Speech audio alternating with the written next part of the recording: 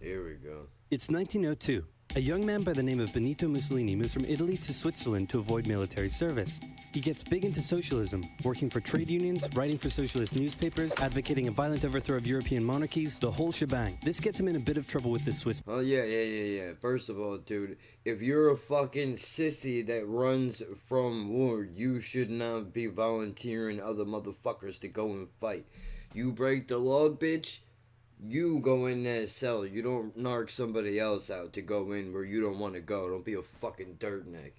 Police, so he gets arrested, sent back to Italy, set free, returns to Switzerland, is arrested again, goes back to Italy again, completes his military service after previously avoiding it, and then after a brief stint as an elementary school teacher, he finally returns to work as an avid socialist. His speeches and journalistic abilities made him famous among Italian socialists. He was anti-war, so when Italy colonized Libya in 1910, he rioted and got arrested. Then World War I came along, and once again he protested Italy's involvement. But then he thought, so wait a minute, first he was for it, now he's against it. What the fuck with this guy? Now, he's an asshole. This dude's a bit of an asshole, I think, man. I don't know. Avid socialist. His speeches and journalistic abilities made him famous among Italian socialists. He was anti-war, so when Italy colonized Libya in 1910, he rioted and got arrested. Then World War I came along, and once again he protested Italy's involvement. But then he thought, wait a minute, this war could bring about the social climate needed to overthrow European monarchies and bring about the socialist revolution everywhere. And suddenly he was pro-war, but his fellow socialists didn't like his new pro-war stance, so they kicked him out of the party. So then he said, you know what? I'm done with socialism. We need something new, not based on class divisions tearing us apart, but based on unity through nationality. We'll conquer the Mediterranean and reunite all Italian peoples just like the days of the Roman Empire. I'll call it fascismo, and it will guide the Italian nation to greatness. That's all well and good, Mr. Mussolini, but what kind of haircut am I giving you? Let's go with bold. Ugh. That's the guy? He looks like a fucking maniac, dude. Jesus Christ. Look at that fucking grill of yours, Nosferatu. Holy shit, man. The fuck, dude?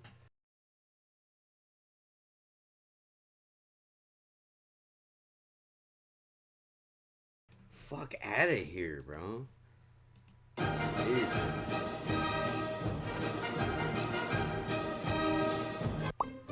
I know.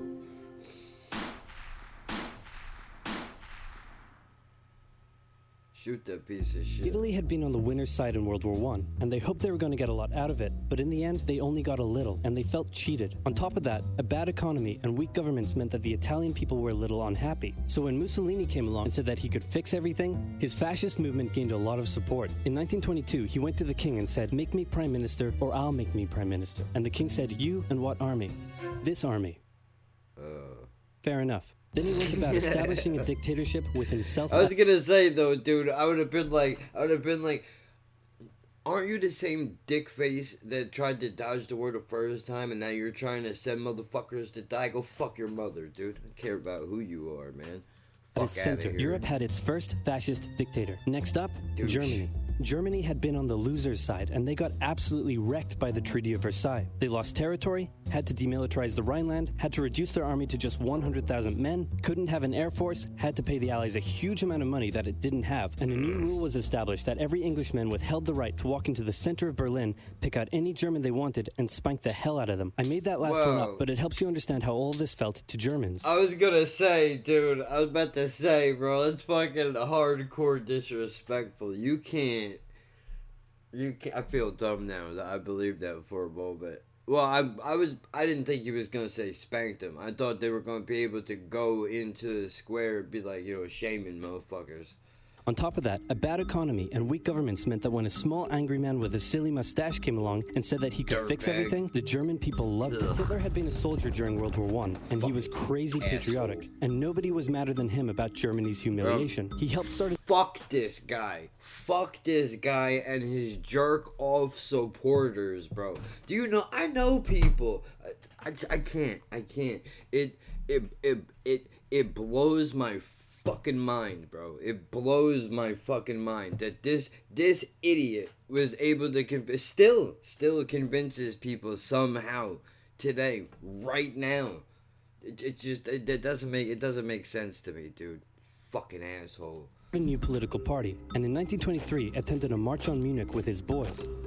And then he got arrested. But his popularity grew and grew, and in 1933, the president made him chancellor. He believed he was Germany's great destined savior, and he went full megalomaniac, establishing a dictatorship with himself at its center. Europe had fascist dictator number 2. All because she wouldn't fucking throw you the pussy, dude. All because she wouldn't throw you the pussy. That's what this is all about, bro. Isn't it always? Isn't it always? He had a lot of the same ideas, but more... Alright. Radical nationalism, totalitarianism, violence and militarism, a lot of isms. Anti-democrat, anti-socialist, extremely racist. Importantly, they had the same enemies, and they started to get along. Anyone else want to be friends? Franco? No? You good? I do. Who's that? It's Japan, and they've taken over northern China. Let's rewind a bit. Japan had isolated itself from the rest of the world for over 200 years until the Americans showed up and said, you're going to trade with us and you're going to like it. Why? Then the Western powers imposed a bunch of unequal treaties, meaning Japan's economy was bust. They also had no natural resources, so they decided to go get some. They went to war with China to gain a sphere of influence over Korea, and they took a bunch of China's stuff. But then the West said, hey, cut that out. And since Japan couldn't take on the West, they said, okay, I guess we'll just go home. Wait a minute, what are you doing? Taking advantage of a weakened China and setting up spheres of influence. But I was the one who weakened them. We know. And you guys didn't let me have anything. We know. That seems unfair. Scumbag we don't think so. Shit. Bro, they just devoted So Japan thought, screw this, and went to war with Russia. Yeah, they stunned everyone by actually winning. Then they fully annexed Korea, but they didn't stop there. In World War I, they took Germany's colonies and islands in Asia. And then in an incident that was maybe staged by the Japanese army, a bomb blew up a Japanese train in Manchuria, giving them an excuse to launch an invasion and take over. So here's the situation. Nazi Germany, Fascist Italy, and Japan all believe they're racially superior, all feel hostility towards the... Pause for the cause, please. I live in the Jersey Shore. I would just like to take a moment to say fuck this situation and every other one of those cunts on that fucking show. You have no idea. You have no idea what you've done to where the fuck I live, dude. To everywhere, you can't open your door without seeing some fucking gelled mutant, dude. It's insanity. It's insane. Dude, fuck, bro. Ugh, I know. Believe me. I'm not a fucking winner, dude. All right, I'm not a movie star. I'm not winning any beauty pageants anytime soon. But come on, man. Allies, and all want to militarize and take over more stuff. And so they did. Let's start with Germany. Hitler hated the Treaty of Versailles, and now he was ready to begin undoing it. In complete violation of the treaty, the first Luftwaffe squadrons were set up, conscription was introduced, and he pimped up his army. The Allies did nothing. Then Hitler sent his army back into the demilitarized land, giving orders to immediately retreat if the Allies showed up. You should have just went in there and smacked the fucking shit out of him right away, dude. You're doing what, motherfucker? I don't think so. But yeah, the Allies did nothing. With his military re-strengthened, he could now move on to step 2. He wanted to rapidly increase the Aryan population, and to do so, he needed Lebensraum. Or in other words, he would have to take over the world. But for now, a good portion of Europe would do, and he began eyeing up his neighbors. The Allies finally started to get worried, so they implemented a fairly useless diplomatic strategy called appeasement, and it went a little something like this. Hitler would say, I want that thing, and the Allies would say, you can't have that thing. Okay, you can have that thing, but no more. I want that thing. And repeat. In 1938, Hitler's army marched into Austria and just took it, with no resistance. Boom, this is Germany now. Next, he demanded to be given the Sudetenland. Why is nobody checking this fool, bro? How do you let this happen? Many ethnic Germans. The Allies held a meeting with Hitler in Munich and said, look, we're going to give you what... Hang on, this meeting is about my territory. Shouldn't I come to the meeting too? Anyway, we're going to give you what you want. Wow. Really? Yeah. Just like that? Yep. What's the catch? Just sign this piece of paper promising you won't invade the rest of Czechoslovakia. Okay. Then Chamberlain returned home victorious, waving his signed piece of paper in the air, declaring crisis to be averted and the continuation of world peace. And we built a statue of Chamberlain in his honor, and every day on the 30th of September we celebrate Chamberlain Day. Hitler's invading the rest of Czechoslovakia. Yeah. What? He's invading the rest of Czechoslovakia. What'd you think he was gonna do? You lied to me. Duh. What do you expect? I'm Hitler. Yeah. Not to be outdone, Mussolini also wanted to get in on the action. He thought to himself, isn't there a not yet colonized nation somewhere which is... Are you telling me there were no cunts before Hitler? That's what you're trying to tell me? There were no liar cunts before Hitler? Not one person that like didn't stick to their word ever? In other words, there was nobody that this dude could have like picked up these personality traits from beforehand to recognize this kind of behavior? So underdeveloped that the people would be defending themselves against our tanks with literal bows and arrows and wooden spears? Oh, there is? Fantastic. And so he took it. Italy also wanted to control the entrance to the Adriatic Sea, so they occupied Albania. Then, in another incident which was maybe staged by the Japanese, gunfire was exchanged by Japanese and Chinese troops at the Marco Polo Bridge, and the Japanese launched yet another invasion against China. They swept through Beijing and Shanghai, and then advanced to the Yangtze Valley to China's then capital, Nanking. How the fuck is China's huge though, bro? I guess they lost. I mean, I guess Japan lost. Here that saw the worst of right? Japan's shocking atrocities committed against the Chinese people. Back in Europe, Germany and Italy made their relationship status official by signing the Pact of Steel. Then, Hitler turned his eyes towards Poland and the hated Polish corridor, splitting Germany in two. At this point, the Allies really had to put their foot down, and they warned him that an invasion of Poland would mean war. Hitler had planned to continue his advance eastward, but he didn't want to end up fighting a war on two fronts. So for now, he made an alliance with Stalin, saying, "How about we both invade Poland and split it between the two of us, and I definitely won't not refrain from not betraying you sometime in the future." Sounds good. This new alliance stunned the West. On the 1st of September 1939, German troops entered Poland, and Britain and France declared war on Germany. Again. The Poles fought hard, but they were no match for the two giants crashing down on them from either side. Then came a period known as the Phony War, where everyone just sort of sat around not doing much. The French had launched a small invasion into the Saarland, but they maintained mostly defensive positions, and after a while decided to just turn around and call it a day. Speaking of France, the French were still super proud of their victory in World War I, and they hadn't really moved on from it. They still used horses, they dispatched messages by motorbike instead of using radio, orders from the commander-in-chief were usually pretty vague, and the troops were rarely inspected.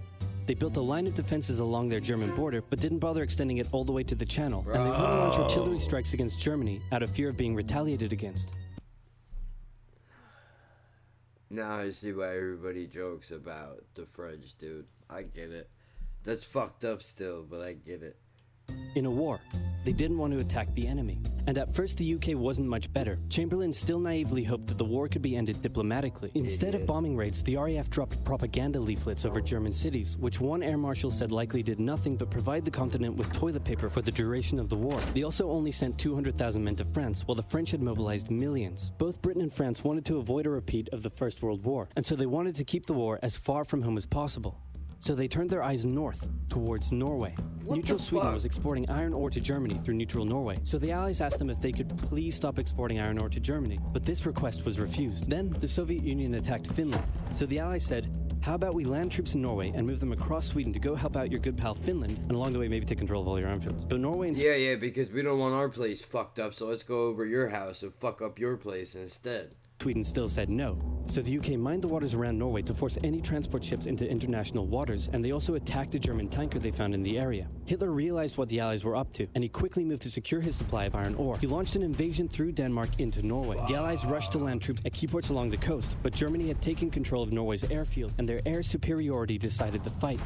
The Allies had to retreat. After this slightly embarrassing failure, Chamberlain resigned and was replaced with Winston Churchill, who had a slightly different approach to dealing with the Germans. Hitler's overall strategy was similar to Germany's First World War strategy. Attack France, defeat France, knocking out the UK in the process, then turn on the Soviet Union and win the war. During the Phony War, the Allies had given Hitler time to prepare his forces. Now, he was ready to attack. The Allies had wanted to place troops in Belgium, but Belgium had refused, and in a move that surprised pretty much no one, Hitler launched an invasion to get around France's defenses. The Allies charged into Belgium at full speed to meet the German invasion head-on, and it looked like a repeat of the First World War was coming. But this time, Hitler had a trick up his sleeve.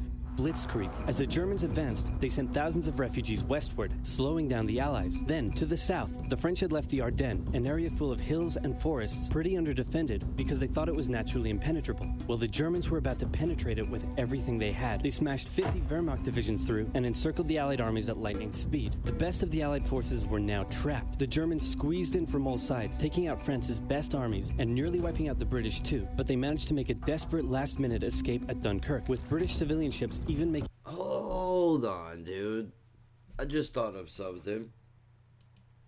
If the Germans sent refugees to the fucking Allies to sew them up in war, do you think maybe that's why everybody here is so wild over immigration? Because they think that they're about to get invaded or some shit, dude? making the perilous journey to bring their young men home. With most of the French forces depleted, the Germans breezed through, taking Paris, and France fell. What the Germans couldn't do in World War I, Hitler had done just like that.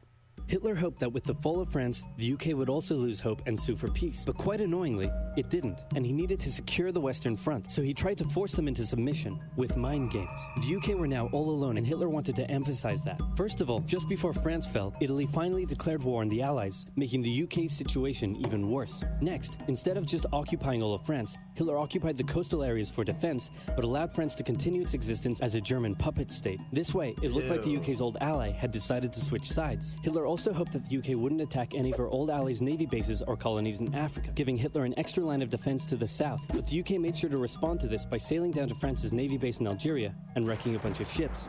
So have at it. Hitler then began laying down plans for an invasion of Great Britain. Before German troops could land on British soil, he would first need air and naval superiority across the Channel. Waves of German bombers came, while the completely outnumbered RAF worked bravely around the clock in an attempt to quell the German attacks. At first, the Luftwaffe targeted British ports and coastal facilities. Then it attacked RAF bases, crippling the RAF's ability to defend the nation. And it looked like Hitler's Great British invasion was coming. But then, Churchill ordered a small, pretty insignificant bombing raid over Berlin. It didn't do much damage, but Hitler was furious, and he immediately ordered the Luftwaffe to refocus its attacks on civilian targets in London. Children were sent off to the countryside away from their parents to avoid danger, and frequent trips to air raid shelters became a daily occurrence. But British morale held firm. Smiling, knitting, lounging casually, these people have balls of steel. This refocusing on London also gave the RAF breathing space to reorganize, so Hitler kind of shot himself in the foot there. Just the foot for now. Finally, the Luftwaffe sent one massive all-out attack on London, and the RAF successfully repelled it, destroying many of the German aircraft and placing air superiority firmly in British hands. Hitler's invasion had to be postponed, but the bombing of British cities continued for some time.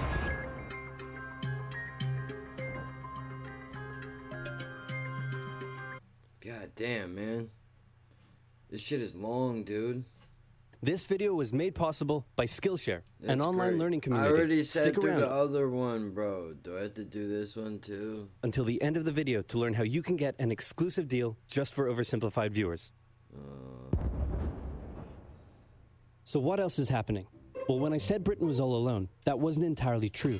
Many Commonwealth nations and other allied colonies had joined the war in Britain's support. They would play a key role throughout the war, particularly in the African and Italian campaigns. On the Axis side, Germany, Italy, and Japan signed the Defensive Tripartite Pact, bringing their military alliance even closer together. The Soviet Union's war against Finland should have been an easy victory, but it became a humiliating struggle, and their military ineptitude was put on full display. In the end, they did force the Finns to sue for peace. Then, they continued their honorable campaign of pushing around much smaller countries by annexing the Baltic states and part of northern Romania. France's colonies in equatorial Africa were like, heck no, we aren't going to join the Germans, and they all pledged their allegiance to free France, except for Gabon, which had to be taken by military force. The Allies also tried to capture the strategic port of Dakar, but that ended in failure. Mussolini had seen Hitler's successes, and he thought now it was Italy's time to shine, so he tried to take British Somaliland, and that went pretty well. Then he tried to take Egypt, and that went less well. Then he tried to take Greece, and that went really badly. Churchill began referring to Italy as Europe's soft underbelly. Oh, shit. Yeah. He began favoring a military campaign from the south and started sending British troops to Greece. All of this had Hitler pretty concerned, and he moved to protect his southern flank. He had been getting friendly with Hungary and twisted their arm into signing the Tripartite Pact and joining the Axis powers. Bitch. Romania was also eager to join for protection. What's the fucking Jeremy Hodge joke? We're taking it, and we're calling it chicken, you asshole. All of this had Hitler pretty concerned, and he moved to protect his southern flank. He had been getting friendly with Hungary and twisted their arm into signing the Tripartite Pact and joining the Axis powers. Romania was also eager to join for protection against the Soviet Union. The Tripartite Pact was designed to prevent any other countries from deciding to join the Allies, specifically Britain's old ally, the pesky United States of America. When war first broke out, American public opinion was strongly against joining in. In 1940, there was an election. The Republican candidate said, "I will not send any young Americans to die in Europe," and sitting President Franklin D. Roosevelt said, "I will also not send any young Americans to die in Europe. Unless I have to, then I might." And Roosevelt won. Churchill asked him to join the war, but Roosevelt said, "No can do, Winston. But you know what? Here, have some weapons." America began supplying the Allies with food and munitions, but there was one problem. German U-boats were sinking thousands of Allied supply ships in the Atlantic, Bro, including fuck American that ones. shit, If the dude. Germans could sever Britain's supply line, the UK would starve. Throughout the war, the Allies had to come up with better technology to fight the U-boats. Improved radar, aircraft with longer range, better weaponry and convoy tactics. At one point, a man even called a meeting and said, "Pykrete. You take some wood, you take some ice, you put them together, you get pykrete." And then he pulled out a gun and shot some wood and it shattered. And then he shot some pykrete and the bullet ricocheted off it and hit someone else in the conference room. Oh shit. And then they tried to make a pykrete aircraft carrier, but that idea was scrapped because that's a really dumb idea. In the end, Alan Turing and his team of codebreakers cracked Germany's Enigma code, and the U-boats gradually became less and less of a threat. Back in Africa, Britain decided to push Italy out of Egypt. Hey, that was pretty easy, so they kept going.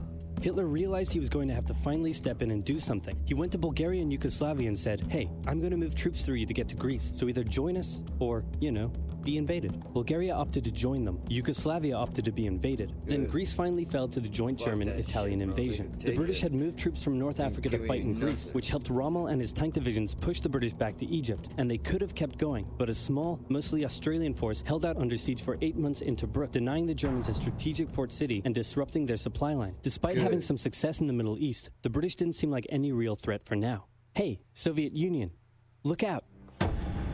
With 3 million troops, Hitler launched the largest ground invasion in history, and Stalin was far from ready. Both Churchill and Roosevelt had warned him of an impending attack, but he dug his head in the sand, and the Soviets didn't stand a chance. Germany made staggering progress, with huge encircling movements capturing mind-boggling numbers of Russian troops. 250,000 at Bialystok, Minsk, 300,000 at Smolensk, nearly 700,000 at Kiev, and again at Vyazma and Bryansk. Leningrad was put under a siege that would last an insufferable 4 years. The invasion of Russia had been Hitler's main ideological goal from the beginning, and his hatred for the ethnic peoples there was now unleashed in all its fury. The Eastern Front of the Second World War was brutal for all that endured it. The Germans were now inside of Moscow, and that's it. It's all over. But then it happened. It got cold. Stupid cold. Hitler had hoped the Soviets would give up before winter, but they kept fighting. His commanders came to him and said, "Can we please dig in for the winter and wait until..." These people wrestle bears for fun, dude. They don't give a fuck, bro.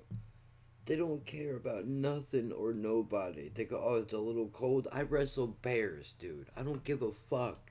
Till spring? No. Keep going. But oil is literally freezing inside our vehicles. That's fine. Keep going. We're having to leave the corpses of our frozen horses by the side of the road so we can still find our way in the snowdrift. Perfectly normal. Keep going. Hitler hadn't given his millions of men winter clothing and supplies because he thought he really should have won by now. Then, Stalin called in troops from the Siberian front, specially trained to fight in the extreme cold, and the Germans were no match. They were now being pushed back. They had no choice but to dig in and wait for winter to end.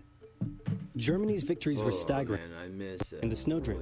Perfectly normal. Keep going. Hitler hadn't given his millions of men winter clothing and supplies because he thought he really should have won by now. Then, Stalin called in troops from the Siberian front, specially trained to fight in the extreme cold, and the Germans were no match. They were now being pushed back. They had no choice but to dig in and wait for winter to end.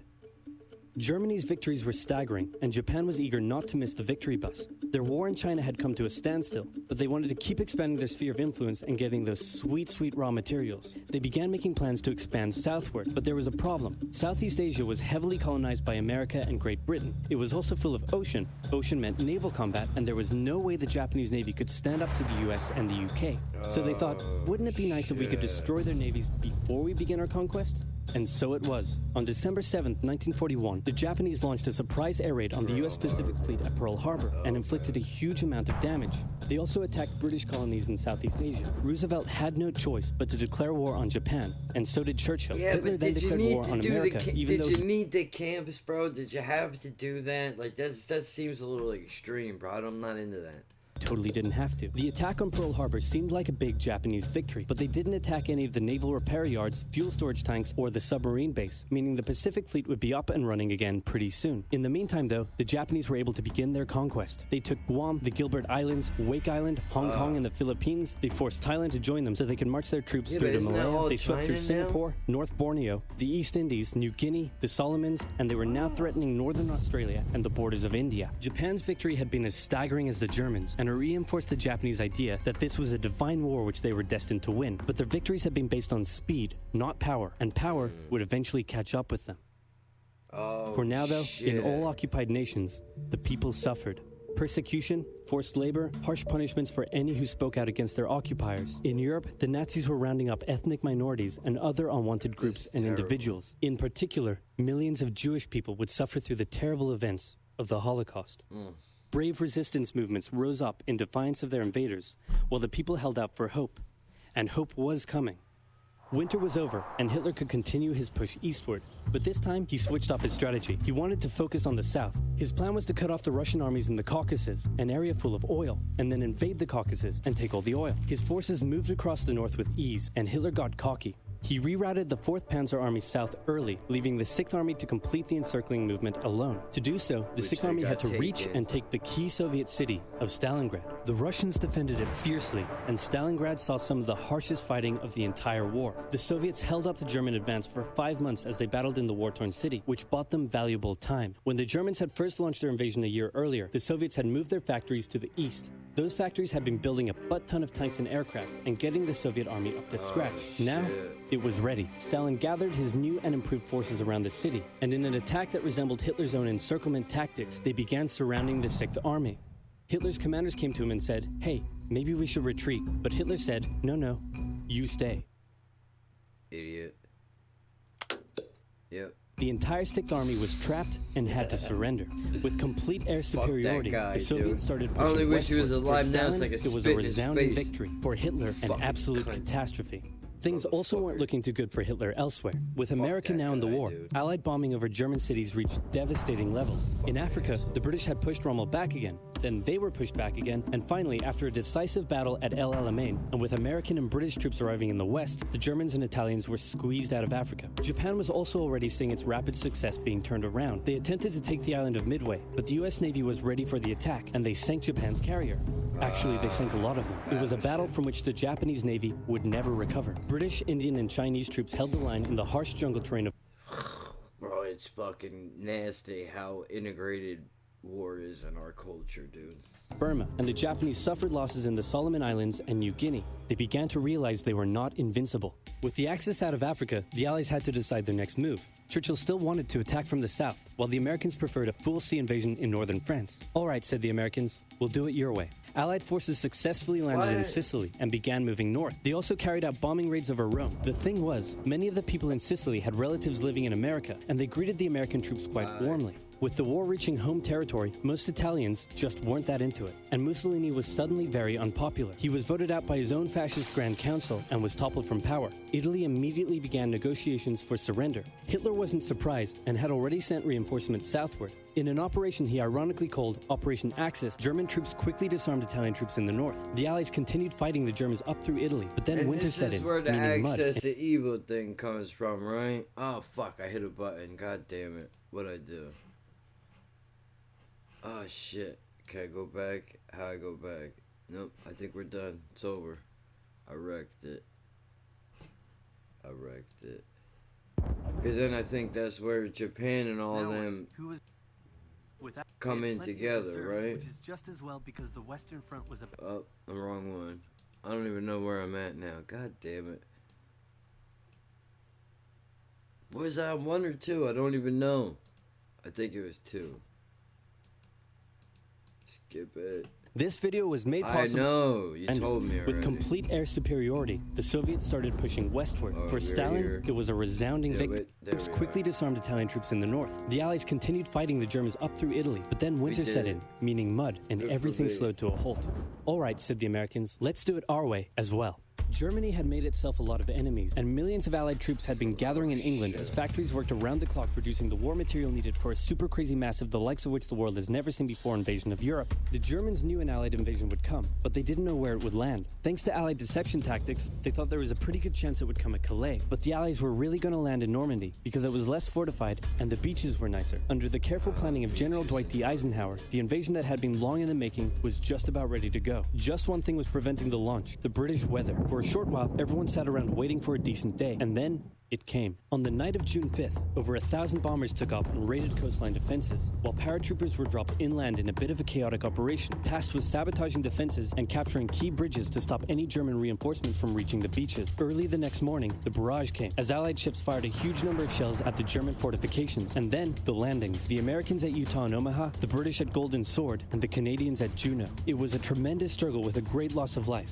particularly at Omaha, but the Allied troops captured the beaches and the landings were a success. Then they began their movements inland. They took the port of Cherbourg and the city of Caen. The Americans moved south to capture Brittany. Then, in a massive disaster for the Germans, British and Canadian troops from the north and Americans from the south trapped the German 7th Army in a near wipeout encircling movement. In August, Allied troops landed in the south of France to little resistance. On one beach, all they found was a Frenchman handing out champagne. Paris was liberated and the Germans were pushed out of France as the Allies entered Belgium. In the Far East, the Allies started to push the Japanese out of Burma, as the Americans launched a two-pronged offensive in the Pacific. In the south, General MacArthur led the push to liberate the Philippines, while General Nimitz oversaw the brutal island-hopping campaign. American forces had to make hard-fought landing after hard-fought landing on fiercely defended small islands as they moved steadily towards the Japanese mainland. The Japanese believed that the greatest thing a person could do was to die in battle, and the most dishonorable act was to surrender. As a result, they fought ferociously to the very end, and the closer the Americans got to the mainland, the more ferocious the resistance became. In February 1945, the Americans captured the island of Iwo Jima, and an intense firebombing campaign of Japan's wooden cities began. The Allies suffered some setbacks trying to liberate the Netherlands, but they were making progress and were now threatening the industrial heartland of Germany. Hitler's health, both mentally and physically, was rapidly deteriorating. Things were looking bad, and he was desperate. He said, "We need to turn this thing around, and I have just the trick. Remember a few years back when we blitzkrieg through the Ardennes and trapped the Allied forces in Belgium? Well, I'm going to do the exact same thing. Again." He gathered his forces and tried to pound them through the Ardennes. He used up the remainder of Germany's strength and resources, and he managed to create quite a nice bulge. He also trapped some American forces in the Belgian town of Bastogne. The Germans sent the trapped Americans a message saying, "Surrender or be annihilated." When it was read out to the commanding officer, he said, "They want to surrender?" "No, sir, they want us to surrender." Nuts! And that's what they sent off as their official reply. General Patton's Third Army then managed to break the siege from the southwest, and the Germans were pushed back. Hitler's last-ditch attempt had failed, and what followed was a total collapse of the German forces. The Allies pushed into Germany from both sides. The Soviet Union took Warsaw and kept pushing to Berlin. In his bunker, Hitler realized all hope was lost. Berlin fell, and with it, Hitler's dreams of a great German empire. Two of the Axis nations had been knocked out. One to go. The Americans began their assault on Okinawa, the last island before they would reach the Japanese mainland. The desperate Japanese fought hard, launching kamikaze attacks on the US ships. The citizens of Okinawa suffered through the terrible fighting, but in 2 months, the island was captured. The Allies now had to make a choice. Either continue the devastating struggle up the Japanese mainland, or they could try to coerce the Japanese into surrendering now. In July, the first successful atomic bomb test took place in New Mexico, and the destructive weapon was ready for use. America and the UK were also seeing the Soviet Union not so much liberating as occupying its captured territories, and so they wanted to put on a show of force. On August 6th, the A-bomb fell on Hiroshima. Then, on the 9th, Nagasaki. I didn't even know there was The cities were reduced to rubble, and for the people living there, it was a terrible fate. But for the Allies, it achieved their main aim. In September, the Emperor announced Japan's surrender, saying the war situation has developed not necessarily to Japan's advantage. After 6 years, war was finally over. The Allies occupied Japan for 8 years. The Emperor was allowed to keep his position, but General MacArthur made sure this picture was printed in the Japanese press to display to the Japanese people that their emperor was not the divine, powerful being they had believed. Germany was divided between America, the UK, France, and the Soviet Union. In 1949, the Allied sectors were united into West Germany. The Second World War had been more terrible and destructive than the first. In its aftermath, two major superpowers with two very different ideologies had come out victorious, and the tension between the two of them would create a new kind of war. A very, very cold one.